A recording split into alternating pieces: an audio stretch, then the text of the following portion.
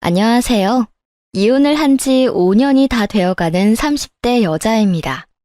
사연을 듣다 보면 이상한 사람들이 많은데요.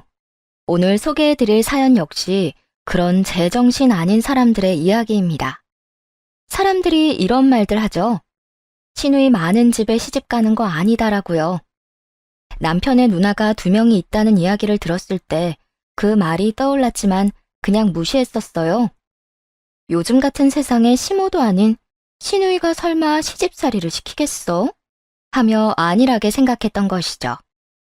물론 시누이뿐 아니라 시모도 함께 시집살이를 시킬 거라고 전혀 상상도 하지 못했기도 하고요. 왜냐하면 연애를 할 때나 신혼 초반까지만 해도 그들 역시 지극히 정상적인 사람들이었으니까요. 극성을 부리기보단 오히려 제 편을 들어주며 남편에게 무조건 잘하라고 하곤 했었죠. 그런데 임신 소식을 알리자마자 사람들이 180도 변해버리더라고요. 극성의 끝을 달리는 못 말리는 사람들로 말이에요. 가장 황당했던 사건은 바로 남편이 술만 먹었다 하면 자제가 안 돼서 일어난 일이었는데요. 연애를 할 때도 그렇고 신혼 초에는 술 자체를 입에도 대지 않던 사람이 제가 임신을 하고 난 후부터 가끔 술을 마시기 시작하더군요. 술을 마신 날은 무조건 만취가 된 상태로 들어왔고 그것도 모자라 외박까지 하더라고요. 다행히 외도 같은 것은 아니었습니다. 그저 술을 많이 먹어 술집에서 잠들어 경찰서에 가 있거나 대리를 불러 집 앞까지 와선 차에서 자고 있더라고요. 위험한 일이 일어난 것은 아니었지만 그쯤 되니 걱정이 될 수밖에 없더라고요. 워낙 세상이 험하기도 했고 맨정신도 아닌 사람이 무방비한 상태로 길거리를 배회할 것을 생각하니 아찔하더군요. 여보, 요즘에 무슨 일 있어? 무슨 술을 그렇게 마시고 다녀? 회사 생활 안 해본 사람처럼 왜 그래? 일 마치고 회사 사람들이랑 술도 한잔하고 해야 친분도 돈독해지고 일할 때 도움 구하기도 편한 거 잘 알잖아. 회사 입사한 지가 6년 차인데 이제와 다시 쌓을 친분이 있다니 변명이 참 진부하더군요. 거기서부터 따지고 싶었지만 싸우고 싶은 마음은 전혀 없었기에 될 수 있으면 좋은 말로 남편을 설득하려고 했습니다. 친분 다지는 것도 좋은데 좀 적당히 먹었으면 좋겠어. 필름 끊길 때까지 마셔서 차에서 잠든 적도 많고 경찰서까지 갔었잖아. 몸도 몸인데 그러다 위험한 일 생길까봐 걱정돼서 그래. 요즘 세상이 많이 험하잖아. 걱정도 팔자다. 이때까지 술 먹고 필름 끊겼어도 그런 위험한 일 생긴 적 없었으니까 걱정하지 마. 그래도 이때까진 아무 일 없었어도 앞으로는 어떻게 될지 모르는 거니까 조금만 줄여주면 안 돼? 아, 진짜. 그런 일 없다니까. 그렇지 않아도 피곤해 죽겠는데 왜 안 하던 잔소리를 해?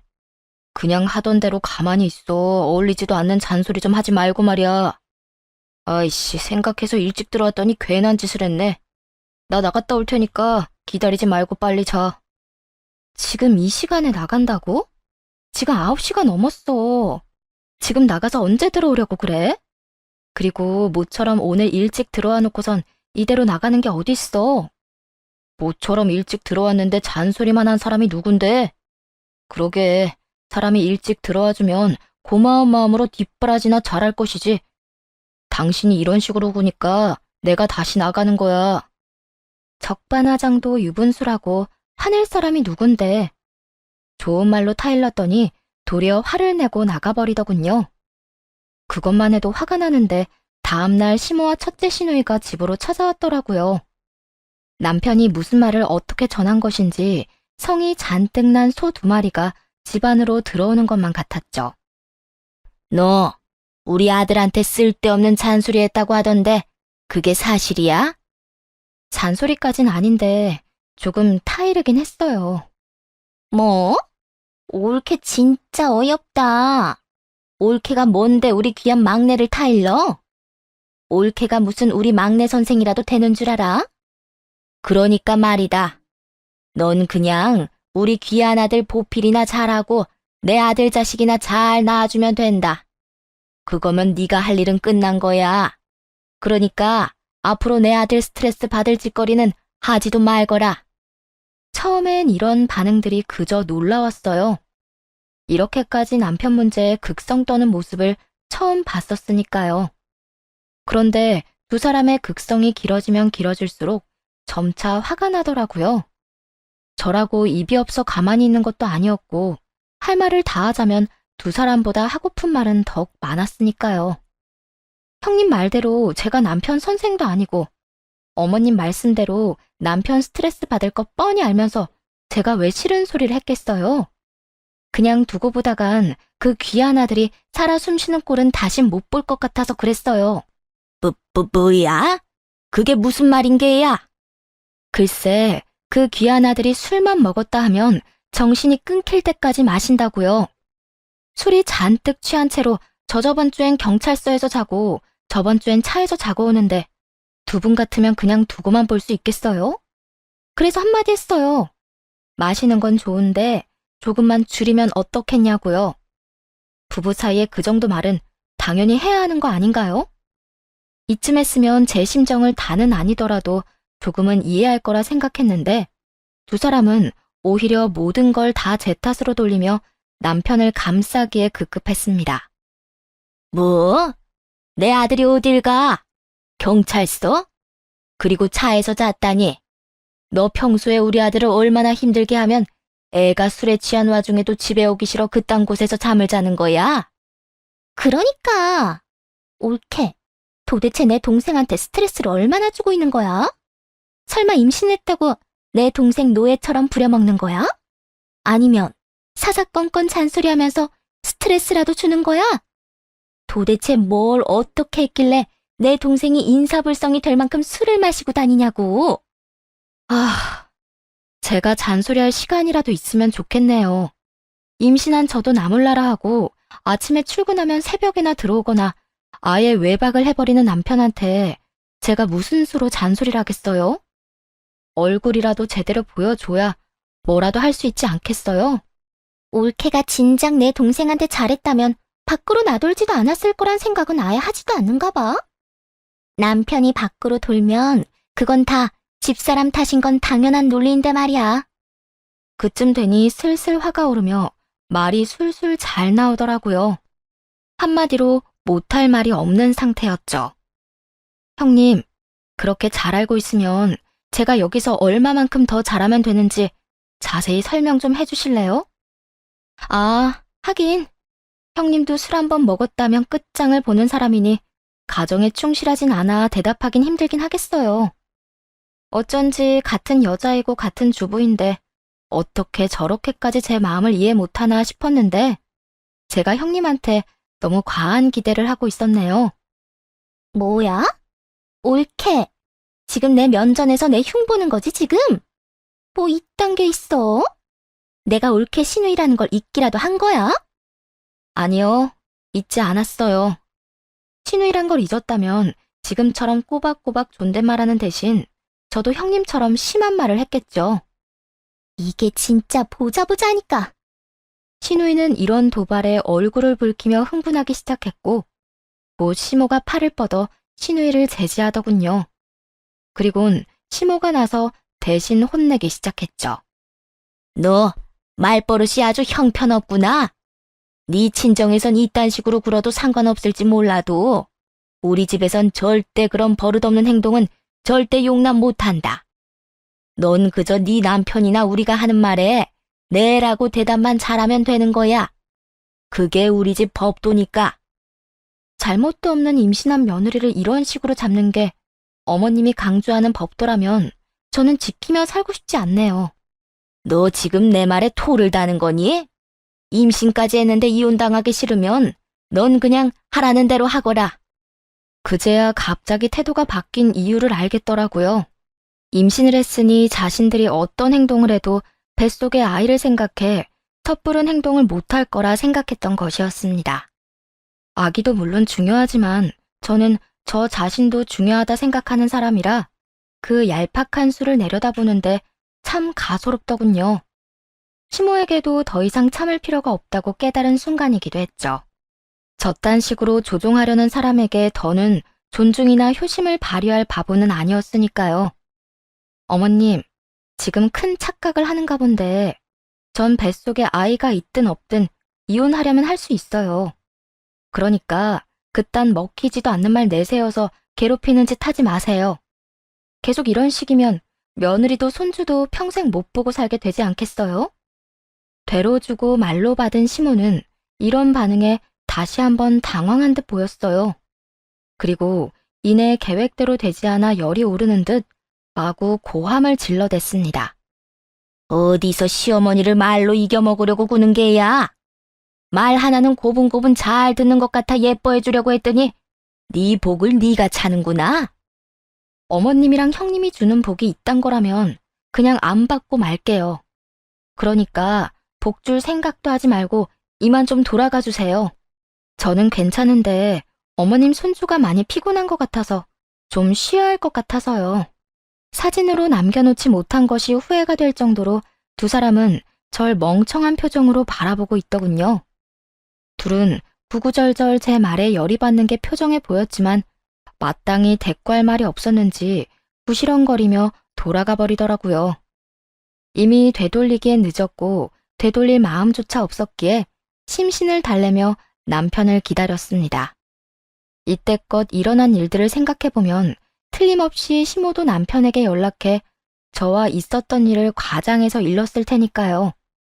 아니나 다를까 남편은 화가 나 불타는 고구마가 되어 들어오더군요. 오늘 우리 엄마랑 누나 내쫓았다는 게 사실이야?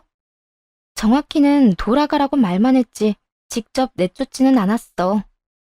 그러니까 언성 높이지 말고 차분하게 이야기해. 귀 아프니까. 지금 내가 고함을 안 지르게 생겼어? 당신이 뭔데 우리 엄마랑 누나한테 가라고 해? 여긴 내가 사는 집이야.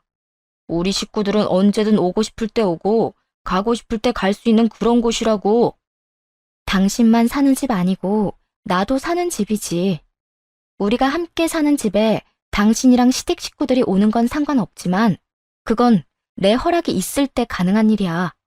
그러니까 앞으로 오늘처럼 기분 내키는 대로 찾아온 일은 없도록 해달라고 전해.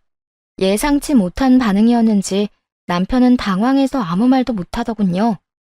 한땐 시댁 식구들과 잘 지내보려 노력했던 제 모습과 달라도 너무 다른 모습이었기에 더욱 당황한 듯했죠. 당신 진짜 뭐 잘못 먹었어? 우리 가족들이랑 잘 지내려고 그렇게 노력했던 사람이 갑자기 왜 이렇게 변한 거야? 몰라서 물어? 당신네 식구들이 나한테 그런 식으로 구는데 내가 왜 잘 지내려고 노력하겠어? 어머님이나 형님들이 나한테 예의 안 지키고 막말하면 나도 참지 않고 할 말 다 할 거니까 그런 줄 알아. 당신이 안 참으면 어떻게 할 건데? 뭐, 또 우리 가족들 내쫓기라도 하겠다는 거야? 한 번이 어렵지 두 번째는 좀 더 쉽지 않겠어? 그러니까 당신 엄마나 누나가 이 집에서 쫓겨나는 일 다시 보기 싫으면 우리 사이에 있었던 일 위주할 고주할 시댁에 다 고해 바치지 마. 알겠어? 남편은 대답 대신 혼잣말로 질책하는 말을 쏟아냈지만 더는 상대하고 싶지도 않아 방으로 들어와 버렸습니다. 그 후 남편과의 사이는 점점 더 멀어지는 것이 느껴졌고 입덧까지 시작해 힘든 시기를 보내게 되었죠. 제 입으로 들어가는 음식 냄새는 물론이고 남편을 먹이려 만드는 음식 냄새도 역겨워서 주방 근처엔 얼씬도 못하겠더라고요. 특히나 밥 냄새가 얼마나 역한지. 본의 아니게 남편은 집에서 밥상 구경도 못하는 상황이 되었죠. 자기 피출 때문에 일어난 자연스러운 일이니 남편도 그 정도는 이해하겠거니 했는데 며칠 뒤 시모가 짐까지 싸서 왔더라고요. 남편이 또 시모에게 하소연을 한 것이었죠. 세상에, 너 혼자 임신하는 것도 아니고 너처럼 유난 떠는 애는 또 없을 거다. 아무리 입덧이 심하다고 해도 남편 밥까지 굶기는 애가 어디 있니? 그러다 귀한 내 아들 몸이라도 상하면 네가 책임질 거니?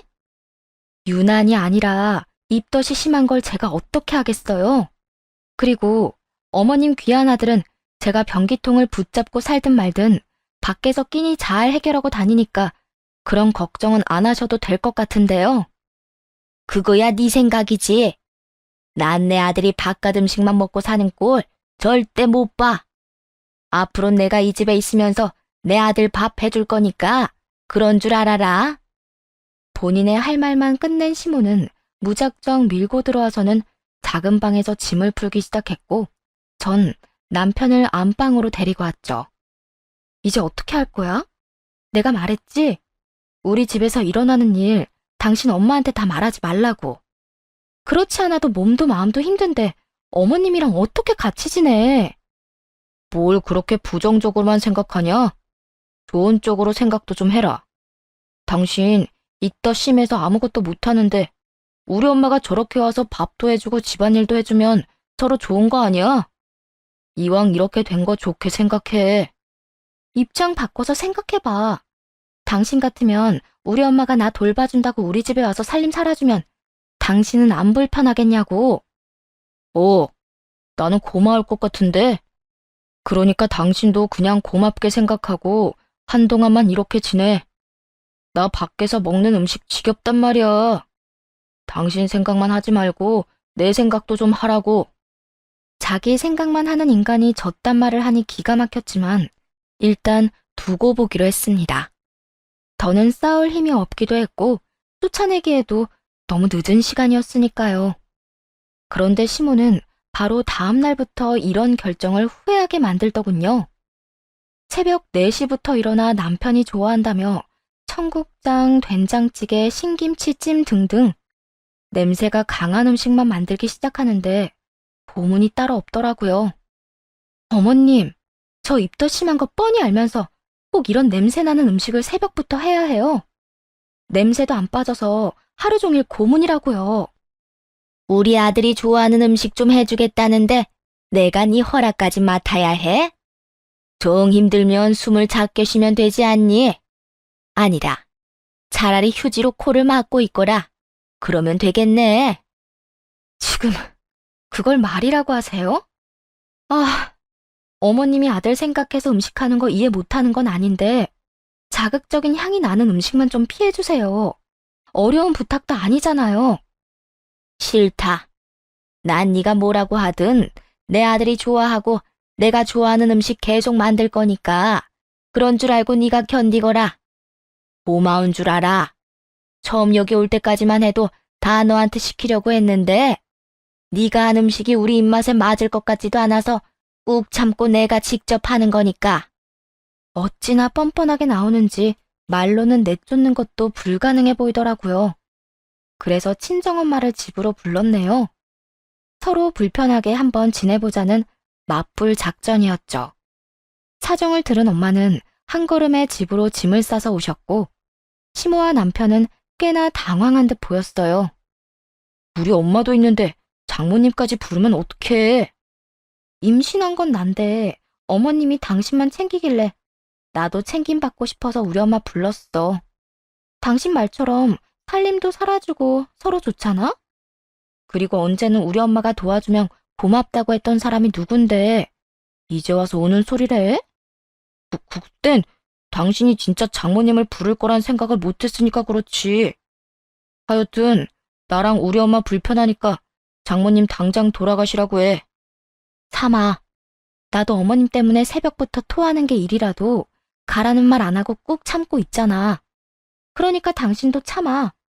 적어도 당신은 나처럼 토하지는 않잖아? 당신 진짜 이렇게 치사하게 굴 거야? 이렇게 굴 거야. 그러니까 당신이 결정해. 우리 엄마, 어머님, 당신, 나 이렇게 넷이 오손도손 같이 살든지 그게 싫으면 어머님 집으로 돌려보내고 우리 엄마도 돌려보내든지. 그래, 좋아. 넷이 함께 지내보자고. 당신이 이런다고 내가 우리 엄마를 돌려보낼 것 같아? 이렇게 큰 소리를 텅텅 치던 남편은 일주일도 채 버티지 못하고 백기를 들더군요. 시모에게 돌아가달라고 말을 한 것이었어요. 제 계획대로 된 상황이 마음에 들지 않은 시모는 욕이란 욕은 다 하더라고요. 그것도 감히 친정엄마가 버젓이 두 눈을 뜨고 있는 데에서 말이죠. 이 고약한 것, 끝까지 이 시어머니를 이겨먹고 쫓아내는구나. 넌 꼭 벌 받을 것이야. 어른을 이런 식으로 대접하고 잘 되는 사람 단 한 사람도 본 적이 없어. 시모의 말에 제대로 자극이 된 엄마는 제 앞으로 막아서며 시모에게 그대로 갚아주기 시작했습니다. 임신한 며느리한테 말씀이 너무 심하신 거 아닙니까? 아무리 화가 난다고 해도 그런 말은 생각으로나 하지 직접 입 밖으로 내뱉는 사람은 처음 봐서 지금 좀 많이 당황스럽네요. 그리고 따지고 보면 지금 사돈이 화낼 상황이 아니라 제 딸아이가 화낼 상황 아닙니까? 애초에 허락도 없이 짐부터 싸서 들이닥친 거라고 들었는데 아무리 애들 집이라도 그런 무례한 행동은 하면 안 되죠. 교양 떨어지게. 앞으론 서로 조심하면서 살았으면 합니다. 사돈도 알다시피 어른들이 개입하기 시작하면 우리 자식들이 제대로 못 살게 될 테니까요. 지금처럼 말이에요. 그렇게 말씀하시면 제가 너무 섭섭합니다, 사돈. 저는 며느리가 입덧을 핑계로 제 아들을 굶기고 있다고 해서 그저 도움을 주려고 왔던 것뿐이라고요. 입덧은 핑계가 아니라 사실이고 도움이 안 됐으니 제가 드리는 말입니다. 사돈이 하는 음식들 때문에 제 딸아이는 구역질을 하고 저렇게 몸이 힘들어지다간 뱃속의 아기도 위험해질 텐데 그때 되면 그 일을 어떻게 책임지려고 그러세요? 제 딸아이한테 말씀하시는 것도 그래요. 태교가 얼마나 중요한데 임신한 애한테 그런 심한 말을 아무렇지도 않게 하는지 저는 도무지 이해가 되질 않네요. 그거야. 저도 화가 나니까 그랬죠. 오죽하면 제 귀한 손주 품은 애한테 그런 말까지 했겠습니까? 아, 그래요? 그러면 입장 바꿔서 한번 생각해 보실까요? 저도 지금 화가 많이 나는데 저도 사돈의 귀한 아들한테 자기 엄마 하나 못 막아서 내 딸 고생시킨다. 이렇게 멍청하게 굴 거란 걸 알았으면 이딴 결혼시키지도 않았을 거다. 이런 막말들 하면 사돈 기분 좋을 것 같습니까? 서로 귀하게 키운 자식 흉보고 상처 주는 일은 더는 없었으면 합니다. 시모와 엄마 사이엔 눈으론 보이지 않는 불꽃이 일어나고 있었고 남편도 상황의 심각성을 눈치챘는지 황급히 시모를 데리고 나가더군요. 엄마도 시모가 가는 걸 확인하고서야 집으로 가셨고요. 그렇게 큰일도 해결됐고 약해진 몸을 회복하는 데 시간을 보내고 있는데 남편이 또 사고를 치더라고요. 그건 바로 상의도 없이 4천만 원도 넘는 새 차를 사버린 것이었죠. 돈이 어디서 나서 차를 바꾼 거야? 저거 4천만 원도 넘는 차 아니야? 어디서 나긴, 모은 돈이지. 우리 돈에서 마음대로 뺏은 거 아니고 나 이번에 보너스 받은 거랑 총각 때부터 차 사려고 모은 적금 만기가 되어서 바꾼 거니까 뭐라고 할 생각하지 마. 아, 아무리 당신 돈이라도 그렇지 상의 정도는 좀 해주지 그랬어. 부부 사이엔 그 정도는 기본 아니야? 아, 몰라.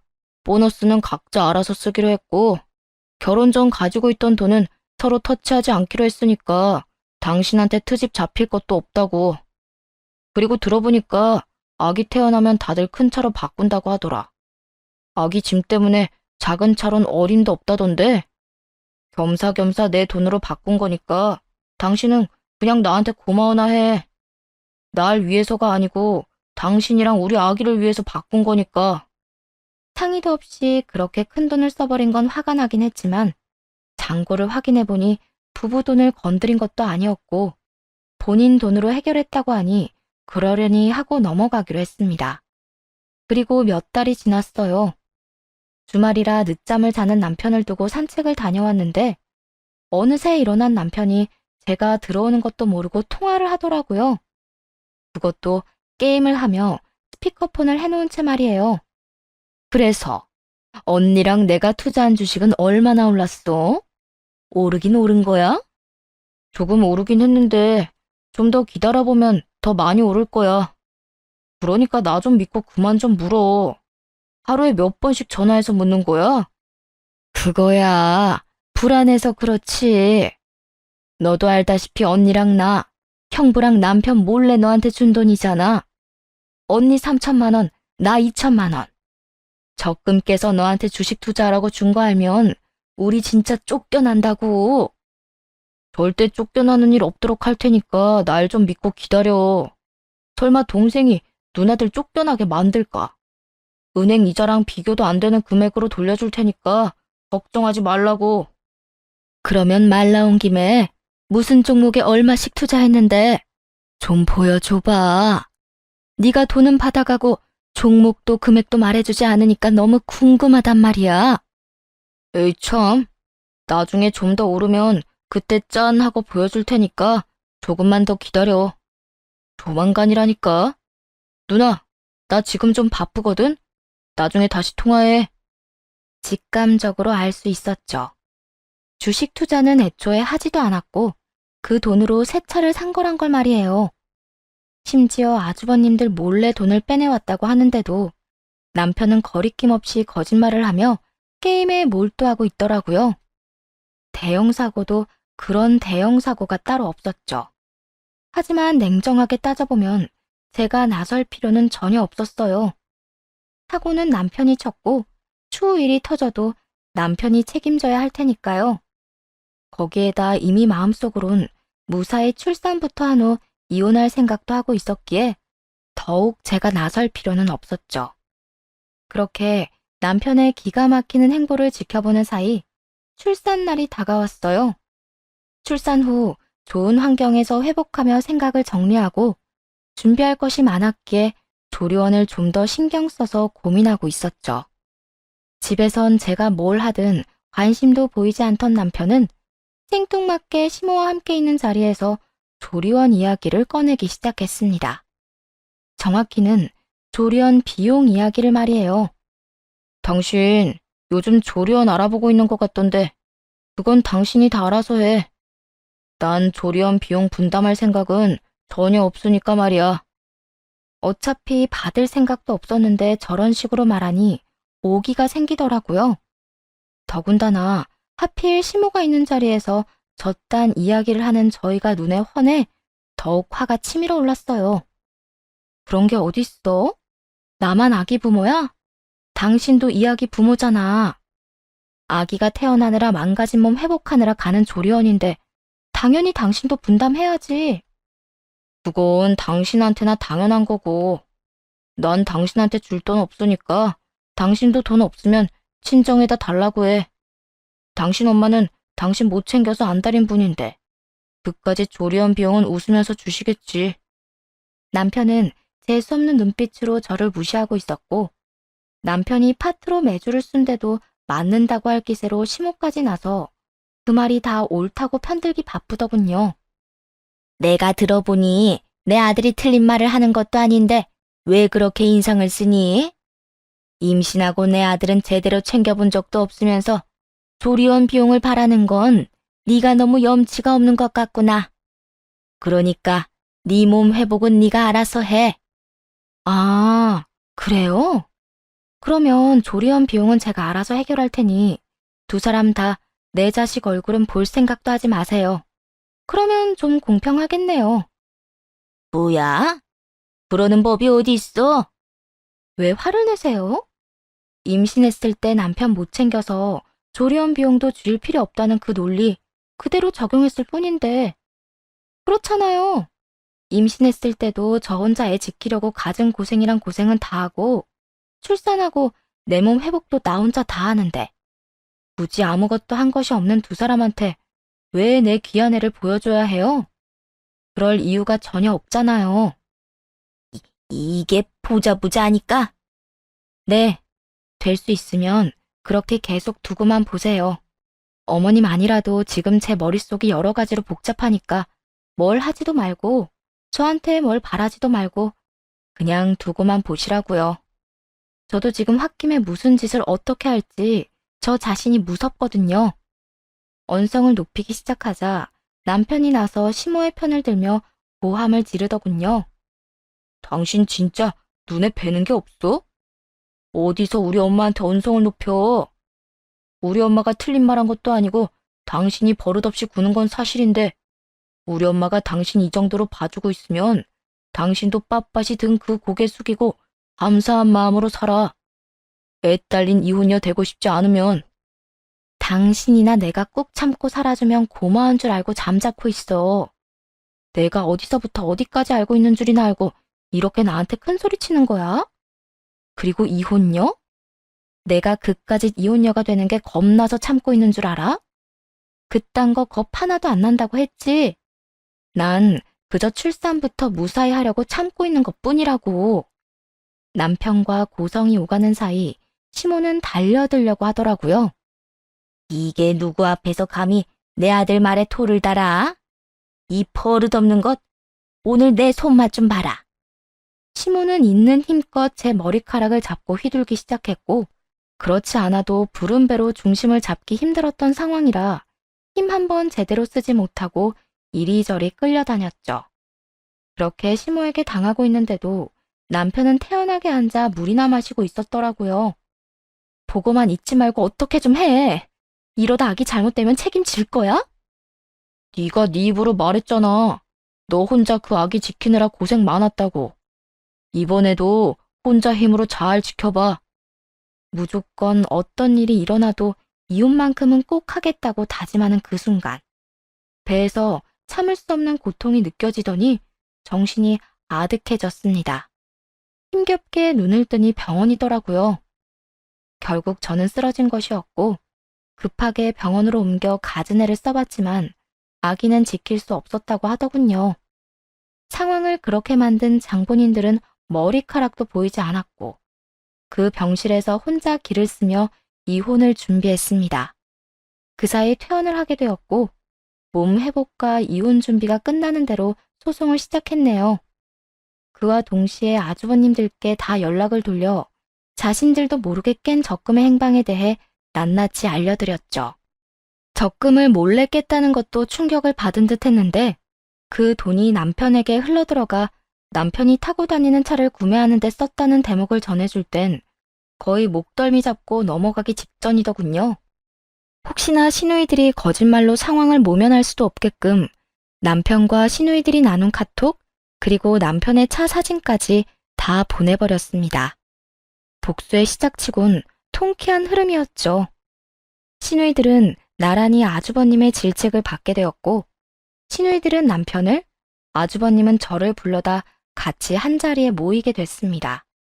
일종의 사건의 진실을 파헤치기 위한 자리였죠. 올케가 내 남편한테 한 말이 다 사실이야? 내 동생이 우리가 준 돈으로 주식 투자 안 하고 차 샀다는 말 다 사실이냐고? 그게 그렇게 궁금하면 옆에 눈치 살피느라 바쁜 동생한테 직접 물어보세요. 애먼 사람 추궁하지 말고. 너 입만 다물고 있지 말고 무슨 말이라도 해봐. 정말 올케 말이 다 사실이야? 우리 돈으로 네 차 산 거 맞냐고? 뭘 물어봐? 야, 휴대전화 꺼내. 주식 어플 있을 거 아니야? 그거 보여줘. 당장. 두 사람은 남편을 매섭게 몰아붙였고 결국 남편은 자신의 입으로 실토를 하더라고요. 그게 다 사실이야. 주식 투자한 게 아니라 차 샀어. 미안해. 남편의 말이 끝나자마자 그곳은 아수라장이 되었습니다. 한 명의 시누이는 자리에 주저앉아 울기 시작했고 한 명의 시누이는 남편 놈을 잡고 흔들며 욕을 했죠. 그렇게 한참 난동을 부리던 두 시누이는 급하게 아주버님들의 눈치를 보며 빌기 시작하더군요. 자신들은 정말로 몰랐다고요. 우린 정말 몰랐어. 우리도 당한 거라고. 그러니까 제발 이혼만은 안 하면 안 될까? 그래, 이혼은 아니잖아, 여보. 우리도 감쪽같이 속은 피해자인데 이혼까지 당하는 건 말도 안 돼. 한 배에서 태어난 인간들 아니랄까봐 어찌나 뻔뻔한지 혀가 절로 차지더군요. 아주버님들도 저와 같은 심정이었는지 무릎까지 꿇고 비는 형님들을 매몰차게 뿌리쳐버리곤 그 자리에서 바로 이혼을 통보해버리더군요. 돈도 돈이지만 이미 신뢰가 깨져버렸다고 하면서 말이죠. 그렇게 한바탕 난리가 난 후 남편 놈은 시누이들의 연락을 다 무시한 듯 했어요. 본인에게 불똥이 튈까 싶어 잠수를 탄 것이었죠. 시누이들은 어떤 방법으로도 남편에게 연락이 닿지 않자 뻔뻔스럽게도 이혼 소송 중인 저를 찾아 친정까지 찾아왔더라고요. 올케, 이 자식이랑 연락 안 돼?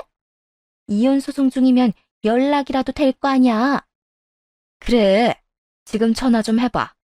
이 자식 우리 전화는 전혀 받지도 않는다고. 그딴 부탁이나 하려고 제 친정까지 찾아온 거예요? 그러면 어떡해? 남편은 이혼하자고 난리고 동생이란 놈은 연락도 안 되는데 그 돈은 정말 한 푼도 안 남은 게 확실해? 그 큰 돈을? 아직도 동생을 그렇게 모르세요? 그렇게 된통 당해놓고? 그 돈이 조금이라도 남아있었으면 이렇게 잠수는 타지 않았겠죠. 두 분 다 그 아끼던 동생한테 사기당한 거라고요, 사기. 저한테 이러고 있을 시간에 회사라도 찾아가 보세요. 그 생각을 못했네. 이 자식 이거 회사는 다니고 있겠지? 언니, 우리 회사에 찾아가자. 회사까지? 그래도 회사 가는 건 좀 그렇지 않나? 얘도 직장 생활은 해야 하잖아. 언니는 지금 이혼당하게 생긴 마당에 그 자식 직장 걱정하게 생겼어? 아, 마음대로 해. 난 그 돈 무슨 수를 써서라도 받아내야 하니까. 둘째 시누이는 곧장 집을 나섰고, 곧 첫째 시누이도 그 뒤를 따라 나가더라고요. 저 역시 그 뒤를 쫓았고요. 모르긴 몰라도 한바탕 난리가 날 것인데 그 구경을 놓칠 순 없는 노릇이니까요. 남편의 회사 앞에 도착한 두 사람은 마지막 기회라도 주려는 것인지 다시 남편에게 전화를 걸더라고요. 하지만 남편은 받지 않았고 두 사람은 곧장 사무실 안까지 들어가 남편을 찾아냈어요. 그러고는 남편이 뭐라고 하기도 전에 한 사람은 멱살을, 한 사람은 머리채를 잡아버리더군요. 너, 언니랑 내 돈 내놔. 돈 내놓으라고. 네가 어떻게 우리한테 이럴 수가 있어? 너 때문에 나나 둘째나 이혼당하게 생겼다고. 지금이라도 그 돈 다 토해내면 동생 취급은 해줄 테니까 돈 내놔. 누나들, 왜 이래? 이러다 나 다치면 누나들이 책임질 거야? 너 언니가 하는 말 못 들었어? 지금 네가 다치는 게 문제인 줄 알아? 우리 이혼당하게 생겼으니까 돈 내놓으라고. 그 돈이 어디 있어? 차 사는데 다 쓰고 없어. 지금 차 팔아도 그 돈이 나오지도 않고. 그러니까 이왕 이렇게 된 김에 그냥 이혼해. 돈은 동생한테 좋은 선물 하나 해줬다고 생각하고 그렇게 귀한 동생이라고 노래를 부르더니 그 정도도 못 해주냐? 이게 아직도 정신 못 차리지? 오늘 너 죽고 나 사는 거야. 그야말로 개판도 그런 개판이 또 없었습니다. 그렇게 한참 드자비가 계속되던 그때 남편의 사무실에 있는 사람들이 하나둘 수군거리기 시작하더라고요. 지금 누나들 돈 떼먹었다는 거 맞지? 나한테도 지난달에 30만 원 빌려갔었는데 그것도 떼먹히는 거야? 박 대리도 나도 저번 주에 20만 원 빌려줬어.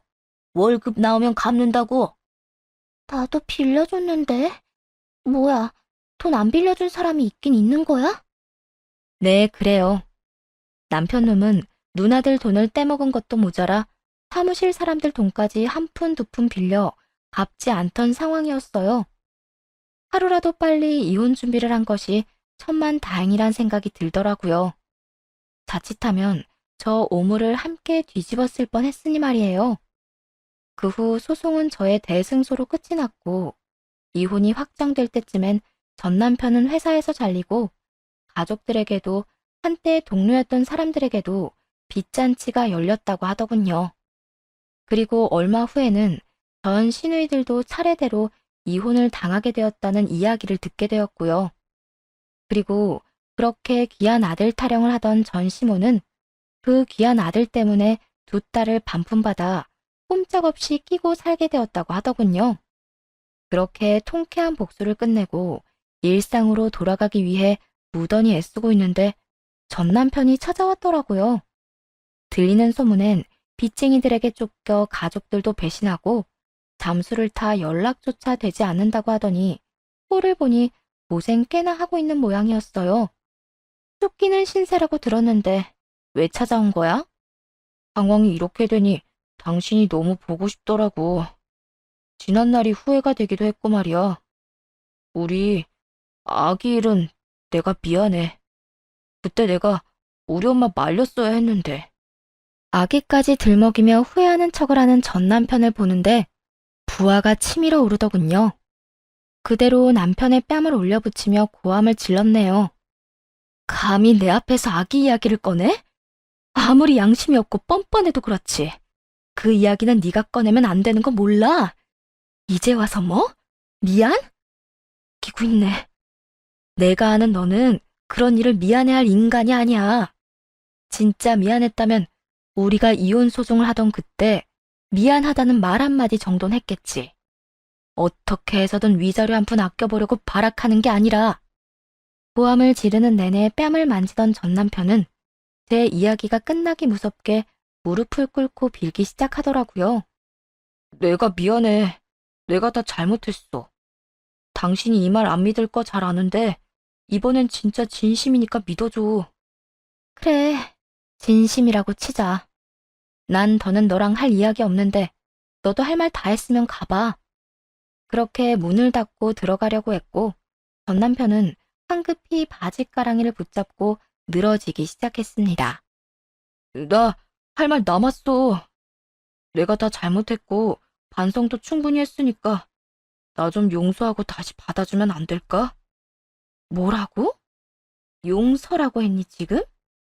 나 진짜 반성 많이 했어. 이혼하고 난 후에 단 하루도 반성하지 않은 날이 없다고.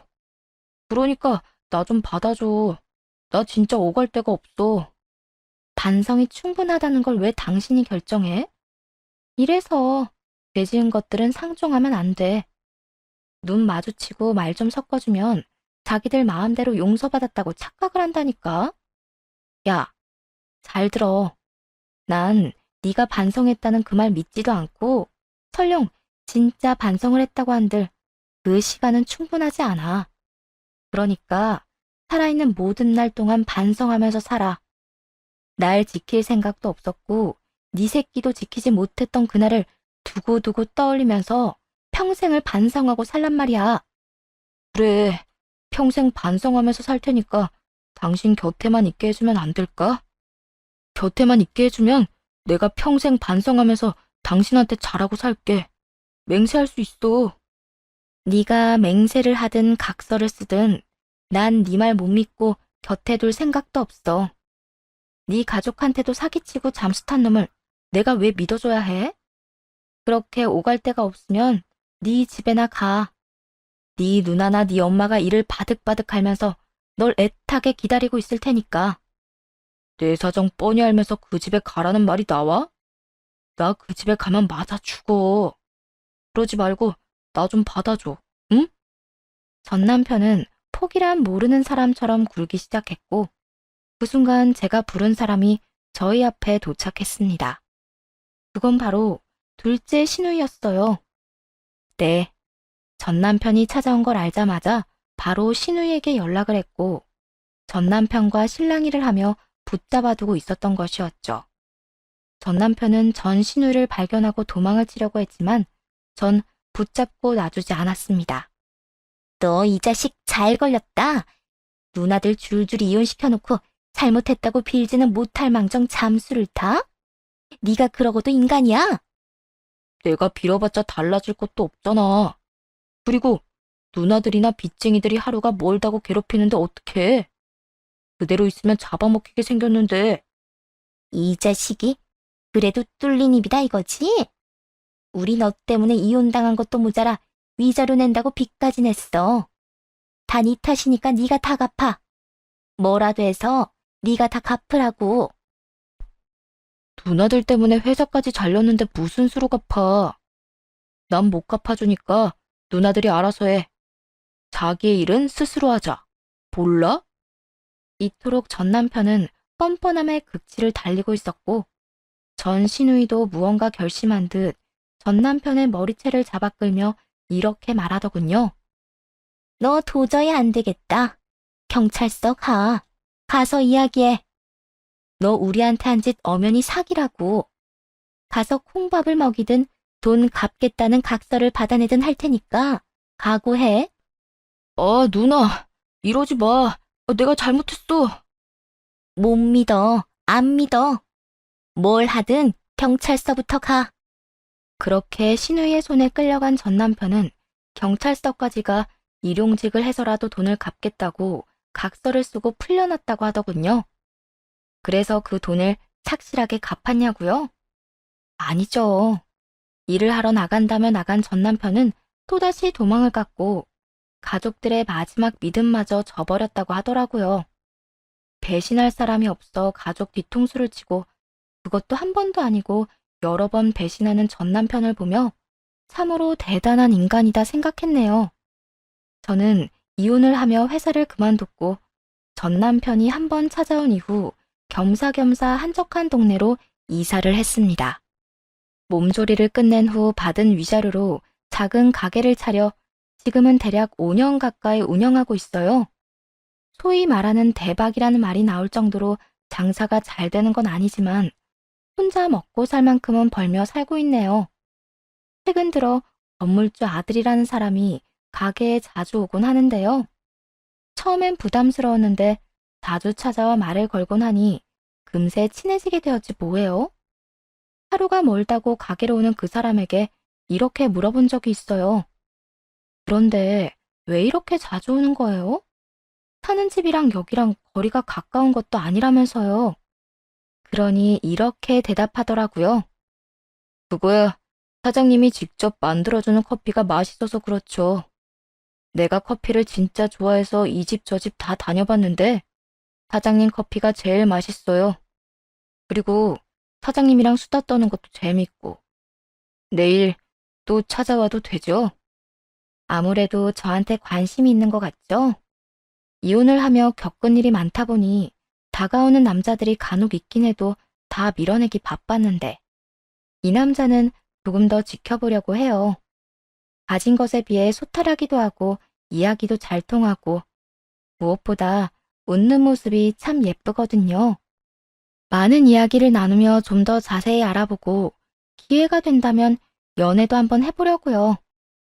5년이나 지났으니 연애 정도는 스스로에게 허락해도 되지 않을까요? 많은 일을 겪고 이혼을 할 때까지만 해도 제가 이렇게 잘 살 수 있을 거란 생각도 못 했는데 5년 동안 앞만 보고 열심히 살다 보니 가끔은 이처럼 행복한 날들도 있더라고요. 물론 제 곁을 떠나간 아기를 생각하면 아직도 눈물 흘리는 날도 있지만 제대로 된 준비가 되었을 때 다시 찾아오려고 잠시 이별했다고 그렇게 생각하려고요. 이로써 사연은 끝이 났습니다. 쌀쌀한 날씨에 감기 조심하시고 늘 행복하세요. 감사합니다.